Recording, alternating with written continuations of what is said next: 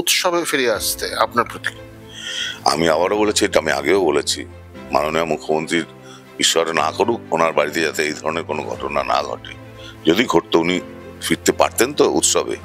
আমি তো বারবার বলছি আমি পারতাম না, আমরা সাধারণ মানুষ আমরা পারতাম না, তো উনি মহান ব্যক্তি হয়তো পারতে পারেন। উনি চান এই জন্যেই যাতে সাধারণ মানুষ তাদের যে ন্যায্য দাবিটা, যে বিচারের দাবিটা, তার থেকে মানুষ সরে আসেন। এটা বোঝানোর জন্য একটা বিশাল কিছু শিক্ষার দরকার আছে বলে মনে হয় না। এটা সব সাধারণ মানুষ বুঝতে পারছেন। উনি যত এগুলো বলছেন ততই উনি ফাঁদে পড়ছেন। ওনার যে মোটোটা এটা কিন্তু পরিষ্কার হয়ে যাচ্ছে সাধারণ মানুষের কাছে। পশ্চিমবঙ্গে মানে দুর্গা উৎসব আপনি জানেন খুব ভালো করে, একটা বিরাট বড় একটা ইকোনমি, একটা অর্থনীতি। যদি সত্যিই মানুষ উৎসবে না ফেরে, পশ্চিমবঙ্গের অর্থনীতি তো একটা জায়গায় ক্ষতিগ্রস্ত হবে। এটাকে আপনি কিভাবে ব্যাখ্যা করেন? দেখুন, কোনো মানুষের অর্থনৈতিক ক্ষতি হোক এটা আমি চাইবো না, কেউ চাইবে না, কোনো সুস্থ মস্তিষ্কের মানুষ চাইবে না।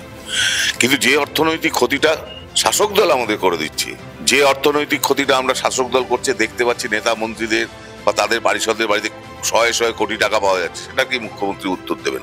উনি তো পারতেন, উনি বলুক না যে আমরা ক্লাবগুলোকে অনুদান না দিয়ে ওই টাকাটা সমস্ত যত হকার আছে তাদের দেবো।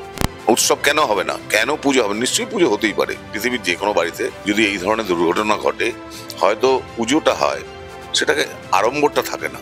হ্যাঁ, কিন্তু যারা ক্ষতিগ্রস্ত হবেন তাদেরকে যদি টাকা দেওয়া হয় তাহলেও আমার কিছু বলার নেই। কিন্তু ক্লাবগুলোকে খালি ভোটের সময় তার হয়ে প্রচার করার জন্যে আর রিগিং করতে হেল্প করার জন্যে যে টাকাগুলো দেওয়া হয়, যেটা সাধারণ মানুষের ট্যাক্সের টাকায়, সেগুলো তো বন্ধ হওয়া উচিত। সেই কথা তো বলছেন না উনি বলছেন যেই ক্লাবগুলো অনুদানটাকে নিতে চাইছেন না অন্যদের দেওয়া হবে। কেন? যদি কেউ না নিতে চান, ওয়েল অ্যান্ড গুড, তাদের সামর্থ্য আছে, তাহলে আপনার যে নতুন লিস্ট এসছে, নতুন লিস্ট থেকে নতুন যারা এসছেন তাদের দিয়ে দেবেন।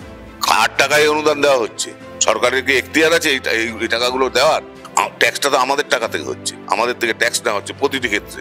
গ্রামের মানুষ অনেকে হয়তো বোঝেন না যে উনি 1000 টাকা পাচ্ছেন, অথচ ট্যাক্স দিচ্ছেন 10,000 টাকা, ঘুরিয়ে ফিরিয়ে তার থেকে ওই টাকাটা আবার নিয়ে নেওয়া হচ্ছে। সুতরাং এইগুলো কোনো সরকারের কাজ নয়। মানুষ উৎসবে ফিরবে কি ফিরবে না তাদের উপর ছেড়ে দিন না।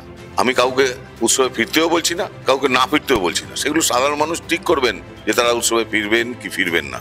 এটা সরকার কেন বলতে যাবে? বেশ কিছু ক্লাব টাকা প্রত্যাহার করছে, এইটাকে আপনি কিভাবে ব্যাখ্যা? আমি মনে করি তাদের কিছুটা হলেও মেরুদণ্ড সোজা আছে। তারা মনে করেছে এই টাকাটা আমরা নেব না, তার কারণ এই টাকাটা আমাদের কাছে উপঢৌকন মাত্র।